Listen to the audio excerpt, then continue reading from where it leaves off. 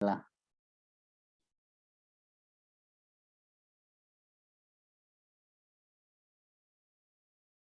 Nur Hayatul Hanifah. Sudah bisa kelihatan PPT-nya atau tidak? Iya. Kita masuk pencemaran topiknya.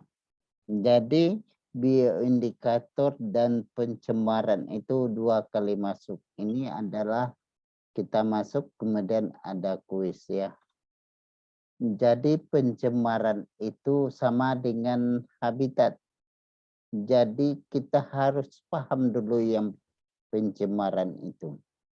Apakah pencemaran itu disebabkan oleh aktivitas manusia atau aktivitas, kemudian apakah ada yang disebabkan oleh alam?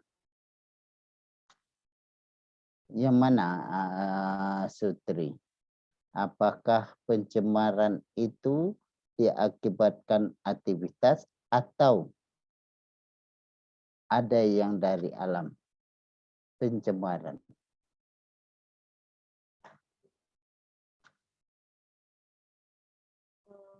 Kalau umumnya dari aktivitas, dari alam,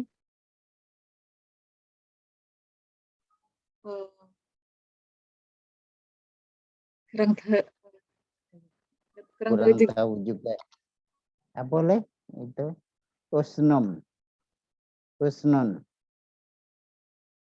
Iya, Pak.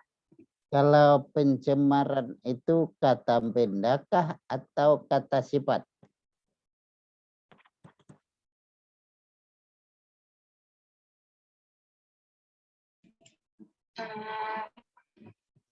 Kata sifat, Pak. Apa yang ini? Pencemaran itu apakah kata sifat atau kata benda?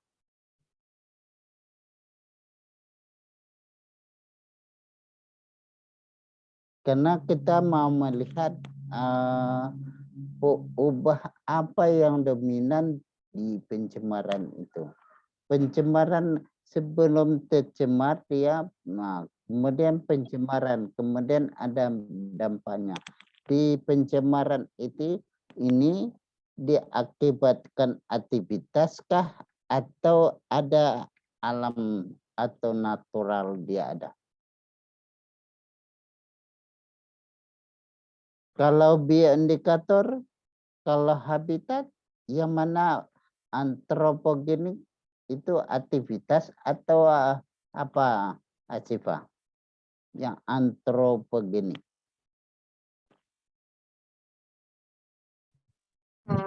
Apa tadi, Pak? Yang antropogenik.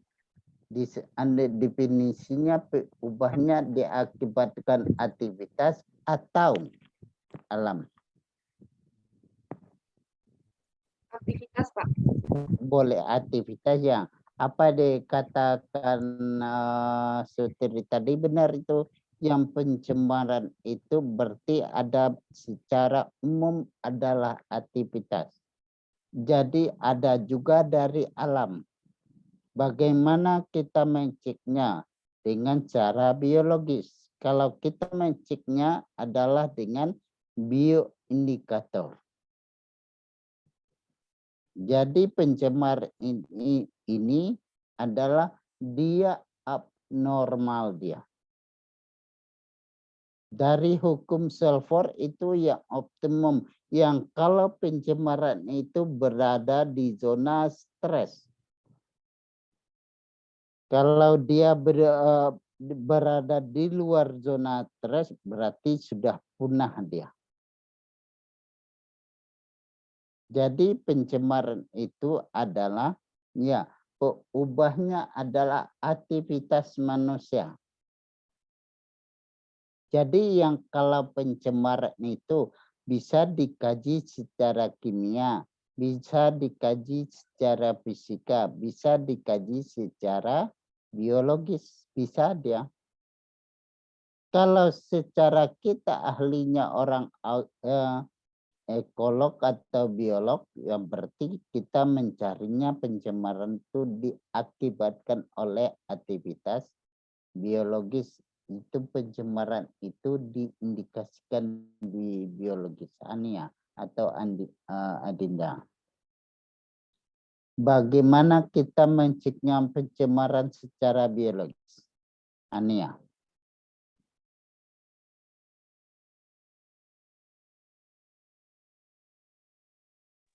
Apa tadi Pak? Suaranya putus-putus Pak.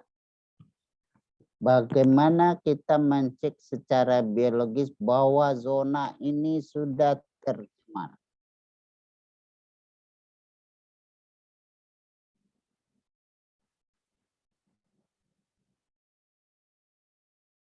Mohon dibantu Jeffria. Dengan melihat bioindikator Pak yang ada di lingkungan tersebut. Iya, salah satunya dengan bioindikator, bioindikator secara biologis. Salah satunya itu. Dari hukum Selford itu kan kalau zona dia berada di zona apa namanya? Di zona kritis berarti dia zona itu sudah tercemar. Kita lihat dari bioindikator salah satunya atau dengan indeks. Jadi indikator apa dia? Pencemar apa dia? Kalau itu yang bioindikator itu salah satunya. Jadi yang utama mengenai pencemaran itu kita kondisi ini bahwa zona itu telah tercemar dengan indeks. Nanti akan dijelaskan oleh Ibu Is yang Ibu Is mengenai indeks itu. Jadi indeks itu menyatakan kondisi saat itu. Misal indeks keanekaragaman kalau dia pakai itu. Jadi ada kondisi sedang dari 0 dari 1 sampai 1 sama dengan kemudian kecil dari 2 atau sama. Itu adalah kondisi sedang itu. Kalau baik itu adalah lebih atau sama dengan 3. Kalau kurang dari 1 berarti dia sudah berada di zona tercemar, kondisinya buruk. Jadi pencemaran itu dia berada di zona itu yang biologis. Salah satunya kita cek dari indikator biologis. Fajri, apakah semua pencemaran ini atau zat pencemar itu apa namanya? Zat pencemar yang ada di zona itu merugikan setiap organisme atau menguntungkan sebagian? Ada menguntungkan sebagian Pak. Iya, apa contohnya? Contohnya sebagai tempat hidup bagi mikroorganisme yang dipengaruhi oleh tercemarnya tadi Pak. Iya, itu dia. Jadi itu yang indikator. Misalnya dari kelompok kita yang dimensi kurang pernah prediksi itu kan dia tumbuh subur di muara yang apa? Tercemar PB. PB ini kalau dia dikaji secara fisika di kimia adalah sudah tercemar lokasi itu. Tetapi bagi kerang pernapiridis atau sebagian mikro banyak itu organis itu di tercemar PB itu organisme itu bagus tumbuhnya. Itu yang disebut tadi salah satu adalah bioindikator itu. Kemudian secara fisika apa salsa kita menceknya kalau daerah itu atau zona itu sudah tercemar.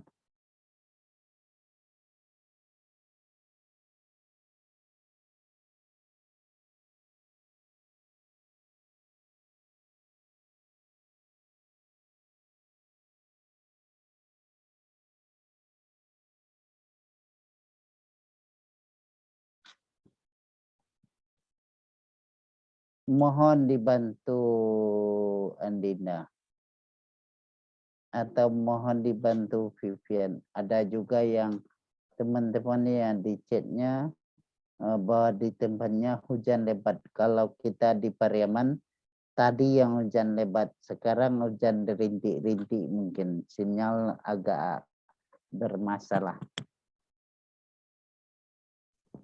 Restu Lestari, mohon dibantu. Bahwa kondisi ini adalah tercemar. Kita lihat secara fisika.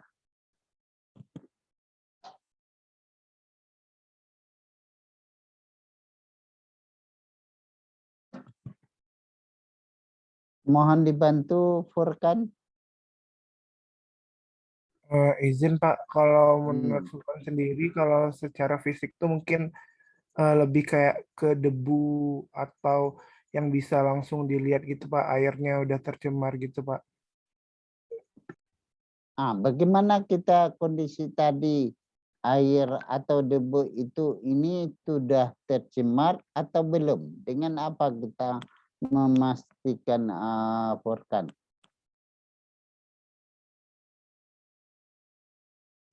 Mungkin dengan pengamatan di daerah yang ingin kita teliti itu Pak, pencemarannya Pak.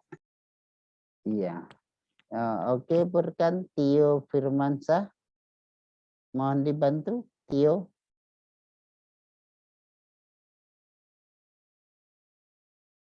Kalau dari Tio Pak, temperatur Pak.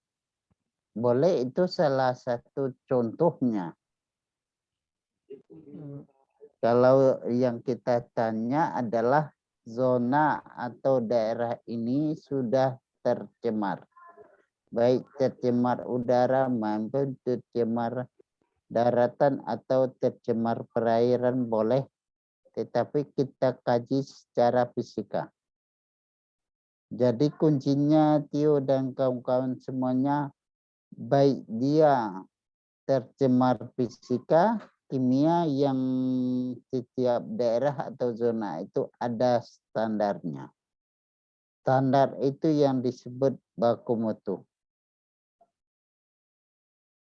Berarti kalau peubah kimia kalau masih di bawah standar baku mutu berarti daerah itu sangat bagus. Kalau sudah melewati baku mutu itu yang disebut pencemaran. Pencemaran itu setelah kita cari secara multivariat metode, apakah yang dominan atau penyebabnya apa?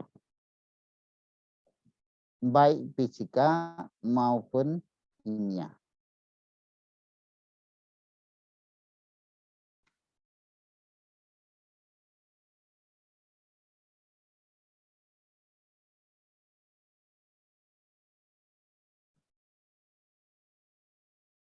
Baik fisika maupun kimia. Mohon ya Taufik, mohon di-linkkan daftar kehadirannya ya. Baik Pak. Ya, kita masuk PPT yang kedua. Ini klasifikasi pencemaran itu. Apa yang dikatakan oleh Furkan dan Furkan Tio itu adalah aksinya. Aksinya, apakah kalau suhu yang disebut berarti dia masuk apa? Fisika itu. Apakah fisika itu terjadi di udara, perairan, atau tanah? Silakan. Contohnya suhu tadi. Kalau suhunya begini, kalau suhu tubuh Hania lebih dari normal rata-rata, masuk mall disuruh pulang. Istirahat dan duduk. Dapur kan? Karena sekarang zaman COVID sudah di termogum, berarti tidak 36 suhunya. Mungkin suhu tubuh 39. Kalau mulai panas, suruh istirahat di rumah. Jangan berkeluar. Itu contohnya. Jadi klasifikasi pencemaran ada di udara dan ada di perairan, ada di tanah. Apa yang contohnya yang di tanah meja? Mezarani Maudia. Maaf Pak, suaranya putus-putus Pak. Suara kita betul. Mohon dibantu Nur Hayatul Hanifah. Pencemaran itu yang terjadi di tanah apa contohnya? Contohnya pencemaran tanah karena penggunaan pestisida yang terlalu banyak, Pak. Iya, itu. Di mana kita cek di baku mutu? Penyebabnya apakah penyebabnya pemakaian pupukkah atau pemakaian itu yang disebut kita lihat dengan multivariat method. Jadi dari peubah itu mana yang mempengaruhinya? Apakah disebabkan oleh aktivitas atau disebabkan oleh alam? Kemudian kita cek dari indikatornya dia. Ya, ini adalah pencemaran ada di udara, perairan, dan tanah. Kalau udara apa contohnya, Alifah?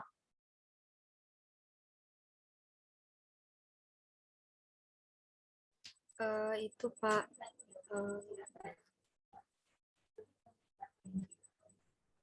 limbah pabrik Pak, berupa polusi udara gitu Pak. Iya, polusi itu bagus ya, Alifah.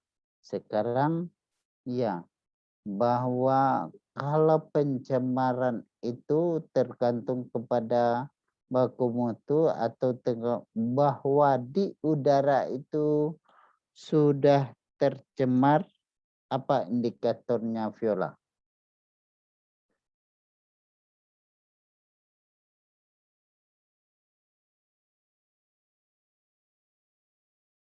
Ya Pak. Apa indikatornya bahwa udara itu sudah tercemar? Biasanya nampak dari warna gitu Pak. Warna kayak misalnya ada asap. Terus kadar oksigen juga Pak. Ketersediaan oksigen yang ada di lingkungan Pak. Kalau ketersediaan oksigen masuk apa dia? Fisika kah, kimia kah, atau biologis? Kalau oksigen masuk di fisika Pak, parameter fisika. Oksigen fisika? Iya, Saskia. Iya Pak. Kalau oksigen itu masuk fisika atau kimia? Kimia Pak, maaf Pak, kimia. Kimia ya. Ya, Jadi Pak. yang kita tanya tadi, ini jawabannya. Pencemaran udara bisa secara biologis bisa kita lihat. Secara fisika bisa kita lihat, secara kimia bisa juga kita lihat. Ya. Kemudian PPT yang berikut ya. Kita selekso ya karena kurang terlihat.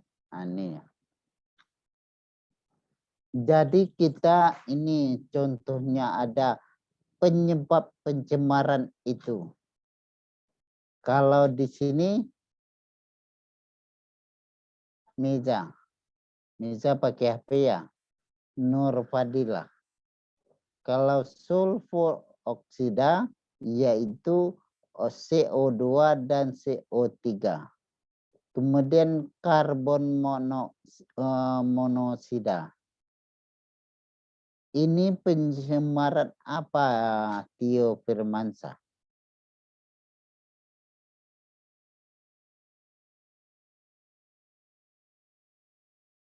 Tio.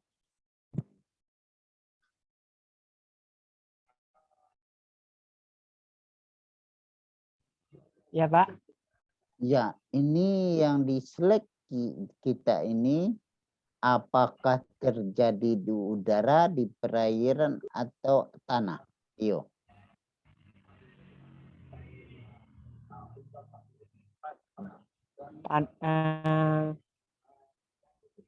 Itu, Pak. Udara, Pak.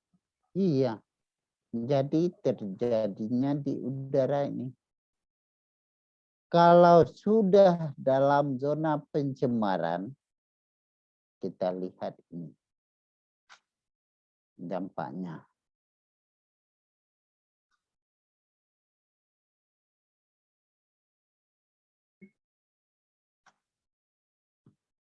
Nurul Anissa.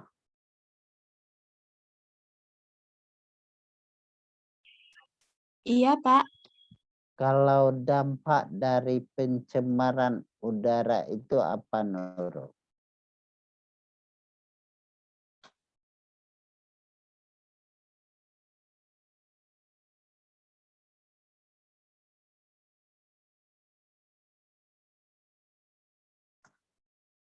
Atika Yasmin. Iya, Pak. Kalau dampak itu ya karena ini adalah pencemaran udara, kan ada dampaknya. Dampak itu ada, kalau dampak berarti terpengaruh itu. Dampak itu ada dua, ada positif, ada negatif. Secara biologis, ya.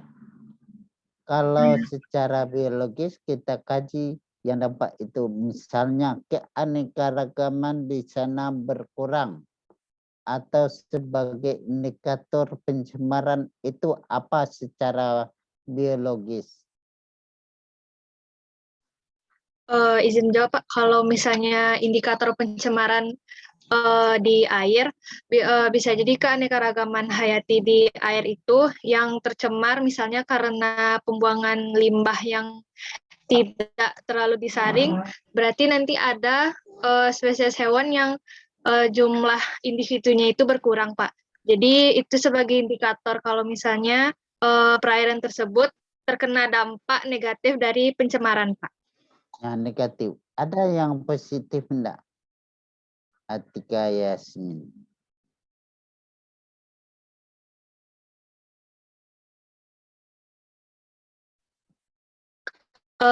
Kalau menurut saya, Pak, dampak positif pencemaran itu kita sebagai manusia itu jadi lebih mawas diri dan lebih menggali potensi gitu, Pak, untuk menemukan teknologi terbaru. Gimana caranya biar dampak-dampak negatif dari pencemaran itu bisa teratasi, Pak. Kayak peningkatan skill dari manusianya gitu, Pak. Iya. Sekian dari Iya, itu yang kita harapkan, Atika. Jadi dia menimbulkan dampak bagaimana dia kembali optimum atau dia berada dalam kisaran toleransi itu. Itu pakarnya Bu Mimi. Kalau Bu Mimi itu dari kimia menyatakan kalau ini sudah tercemar, bisa enggak kembali normal? Bisa, katanya. Jadi dia kembali normal dengan indikator pemberian ini. Itu kelebihannya dia. Jadi dampaknya sudah ada, kemudian penanggulangannya. Penanggulangan itu yang tugas kita bersama ya.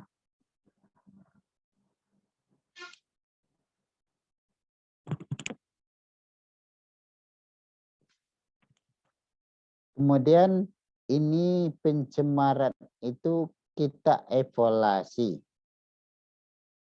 Kita evaluasi evaluasi ini mirip dia dengan biomonitoring. Apa tujuannya Wiwi evaluasi ini? Wiwi di Wijayani. Silakan Ya. Wiwi. Apa tujuan kita melakukan evaluasi pencemaran ini?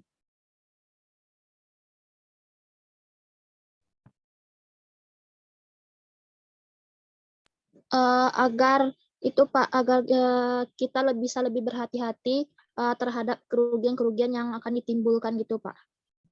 Iya, tapi evaluasinya tujuannya apa? Kan di dalam hukum Selfor itu ada zona optimum atau kisaran ini. Kemudian ada zona stres, kemudian ada zona berarti dia punah lokal atau punah secara umum di bumi. Yang kita ini kan evaluasi bagaimana di apa namanya di hukum Selfor itu. Mohon dibantu Asifah.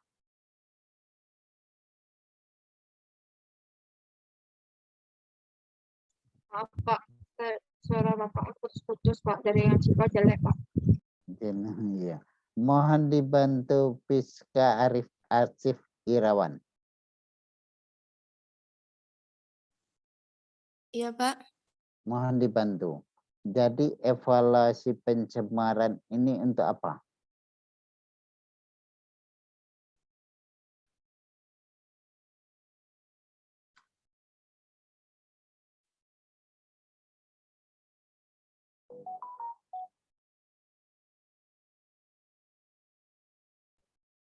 Marsha, mohon dibantu Marsha. Atau Gimana, Pak? Suaranya jadi ngedes, Pak. Oke, Marsha, misalnya sudah didapatkan dievaluasi sudah didapatkan pada zona itu adalah tercemar. Apa tujuan kita berikutnya?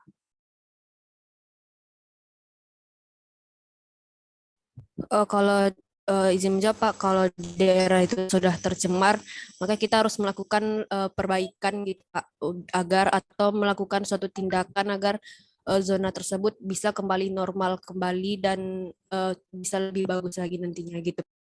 Iya, itu Marsha. Itu yang sangat bagus. Kemudian kita lanjutkan dengan asesmen.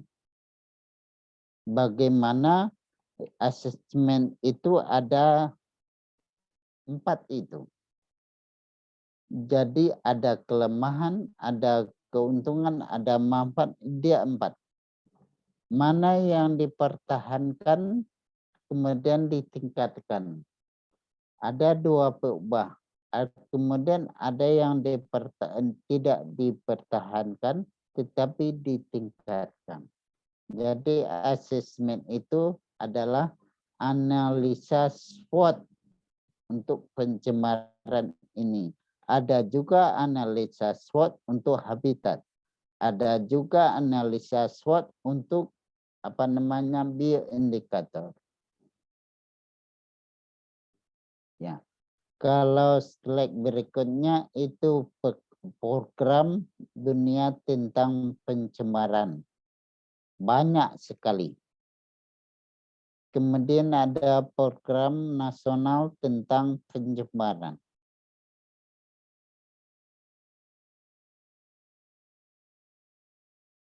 Ya.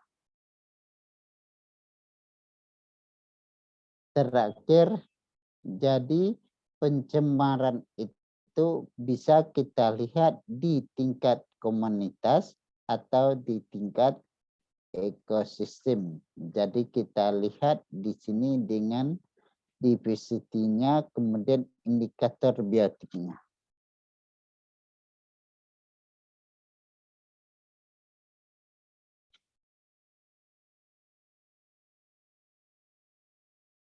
Ada yang ditanyakan, silakan Pak Jiri. Cukup, Pak. Alifa, Sejauh ini cukup, Pak.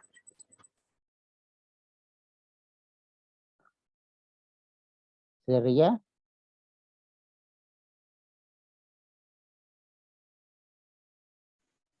Mungkin itu Pak untuk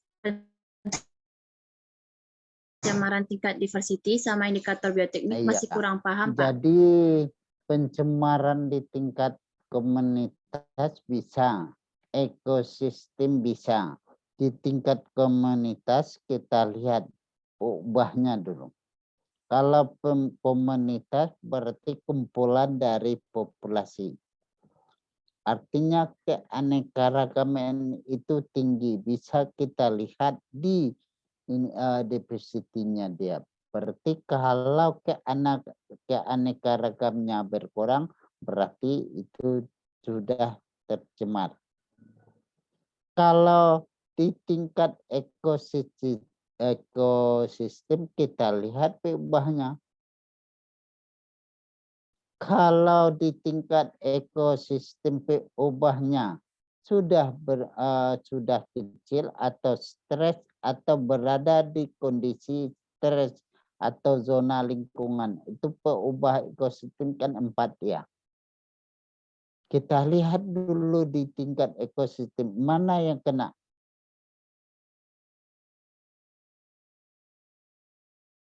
Bisa kita lihat secara indikator biotik. Jadi di komunitas ada indikator biotiknya. Di tingkat ekosistem juga ada indikator biotik. Indikator biotik untuk apa? Untuk pencemaran. Ya. Orang misalnya contohnya kalau tercemar PB muara itu kita lihat secara biologis yang karang pernaperidis atau kerang hijau. Apakah itu di tingkat komunitas atau di tingkat populasi atau di tingkat ekosistem? Nur Fadila.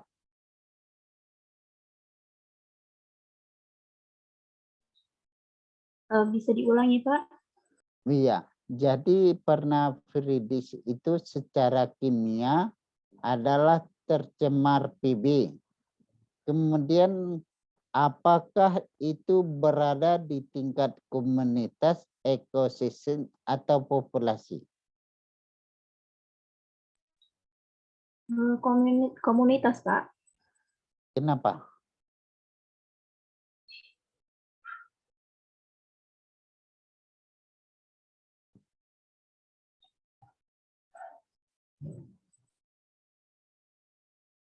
Kalau kita lihat satu aja pernafiridis itu di tingkat populasi.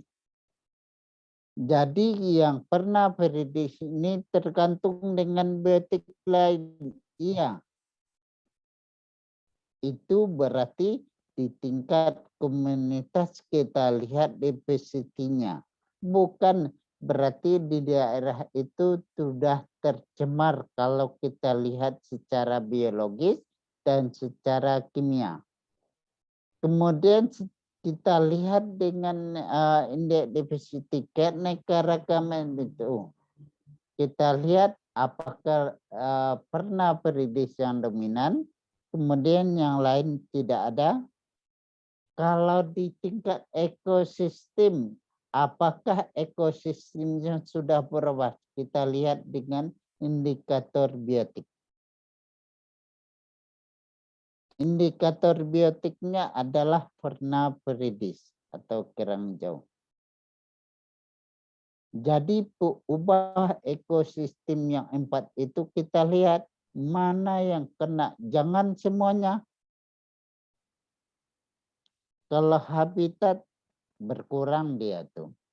Abiotik dan abiotik dengan biotik. Kemudian pengurai.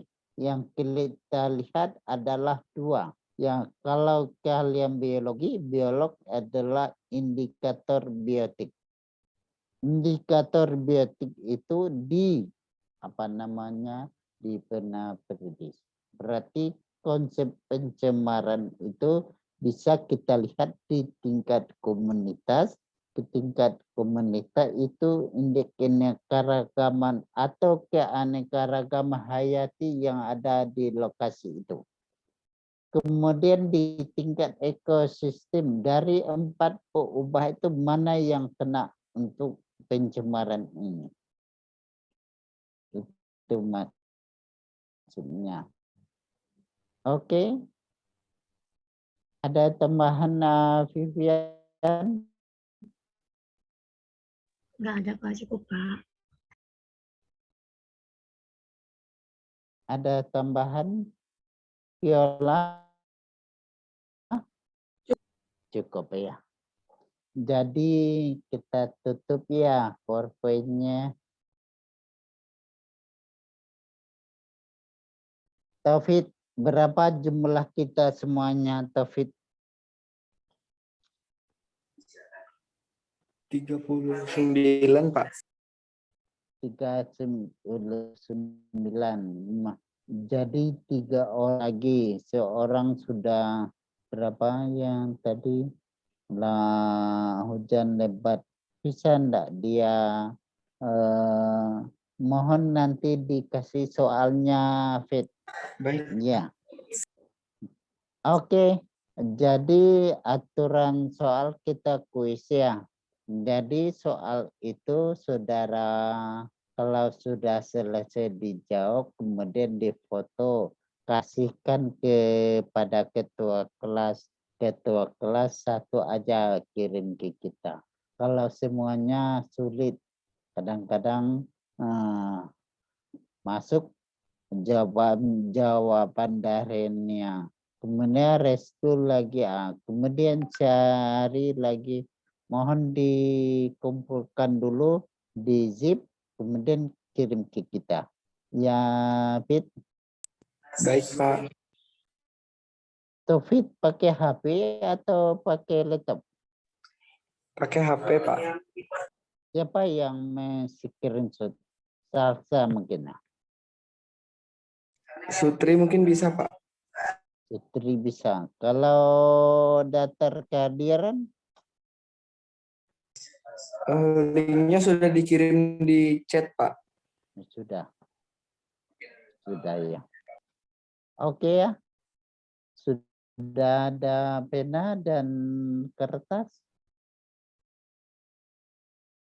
Sudah, Sutri? Rekan? Sudah. Soal pertama ya. Coba saudara jelaskan tentang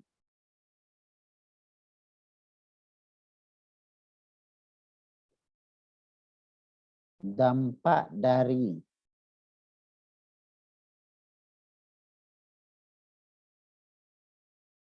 aktivitas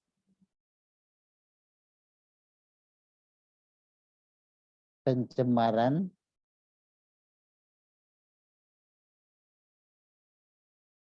terhadap manusia, satu. Kedua, terhadap biodiversitas.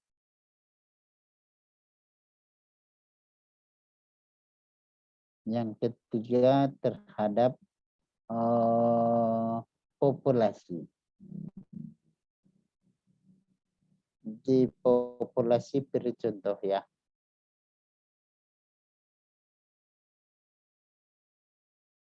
Soal kedua. Yang kedua, tuliskan peubah dari.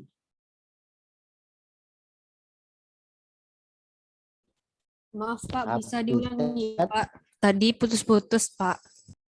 Mohon Soal nomor diulangi. 2 Pak. Soal nomor 2. Yang soal nomor 2, tolong saudara jelaskan peubah dari.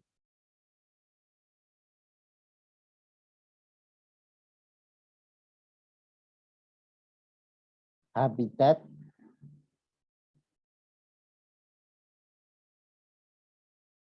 Nomor 2, habitat yang satu. Yang kedua antropogenik. Yang ketiga peubah dari pencemaran.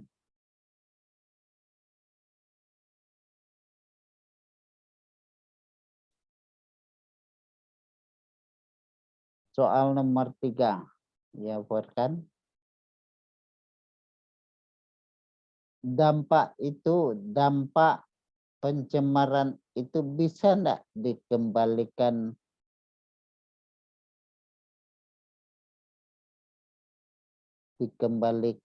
keadaan semula? Mohon penjelasan.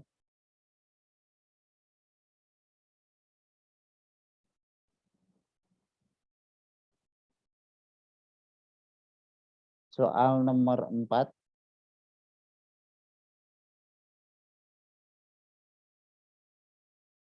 Soal nomor 4. Kesimpulan kuliah pada hari ini.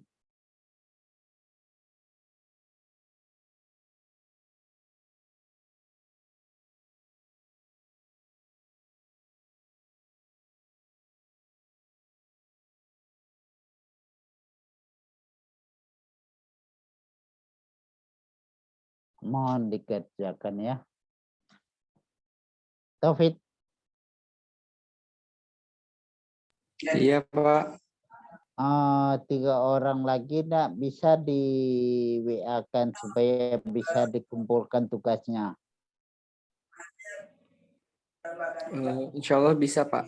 Ya, karena dia bermasalah dengan jaringan, dia berupaya untuk masuk. Tetapi keadaan yang ini kan supaya bisa dia ada nilainya mengenai tugas ini. Ya, Azizah, mohon dibuka videonya. Azizah, Marsa. Pak Syifa, tadi terpental-pental Pak kalau di depan kamera Pak. Oke, tenang. Oke, terima kasih.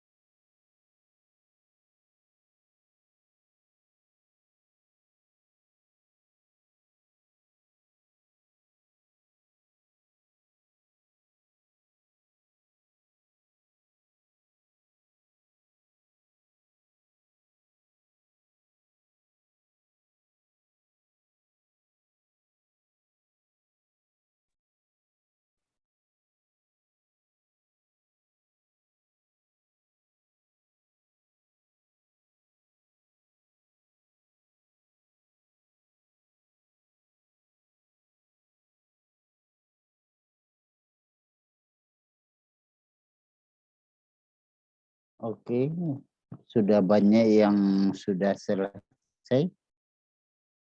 Sylvia Kori, sampai jam berapa? Sylvia Kori, jam 9:30 ya. Baik, Pak. Ya, oke.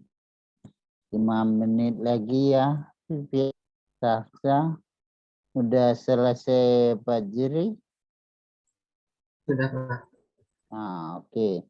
Silakan kirim ke Pak, bukan, ke Taufik. Baik, Pak.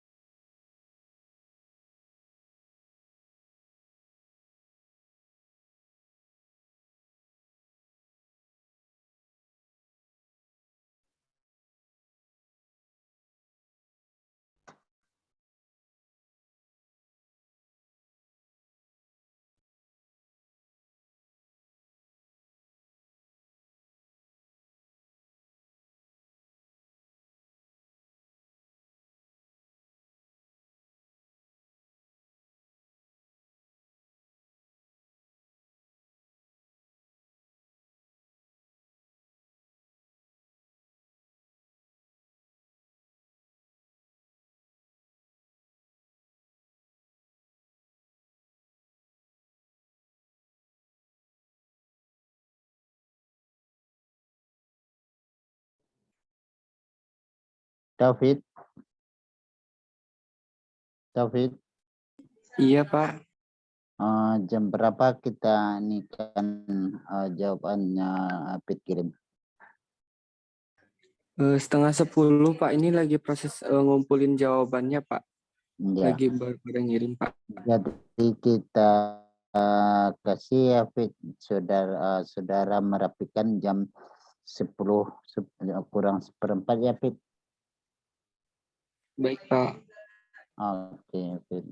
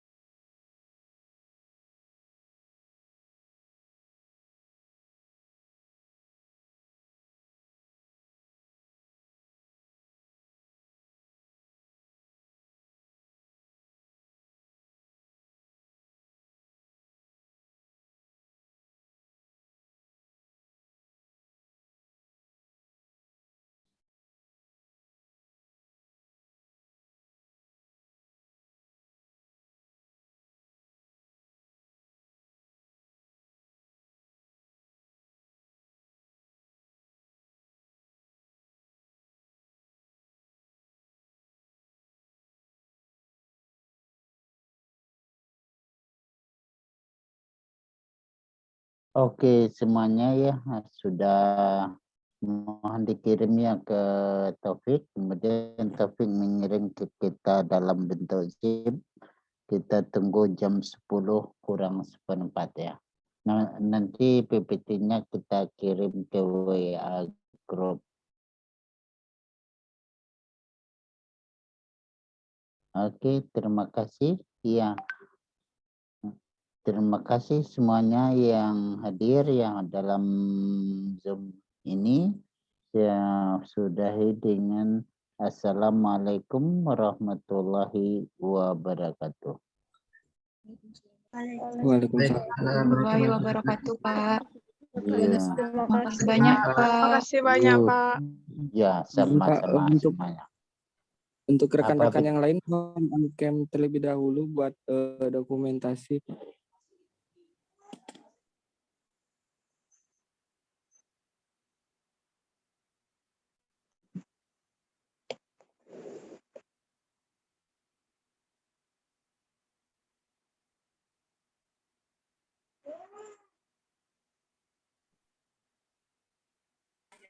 Sari bisa bantu screenshot, Sari?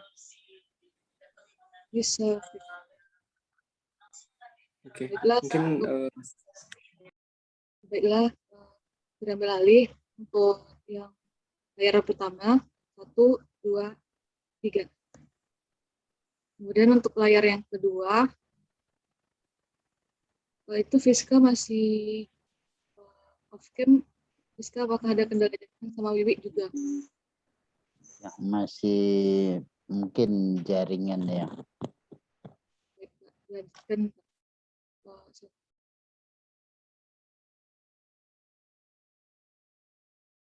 Baiklah, 1, 2, 3. Sudah, Pak. Terima kasih Bapak. Oke, ayo. Oke ya semuanya. Jadi ya pertemuan dengan Ibu sebelum MTS dengan Ibu Solviani. Jadi tumbuh invasi kan ada setelah UTS. Jadi dimanfaatkan mungkin oleh Ibu Solviani atau dicari hari ganti supaya saudara setelah UTS nanti 1 kali masuk beliau tidak masuk lagi. Sudah 4 kali dia pertemuan dengan kita. Terima kasih ya semuanya. Izin live ya.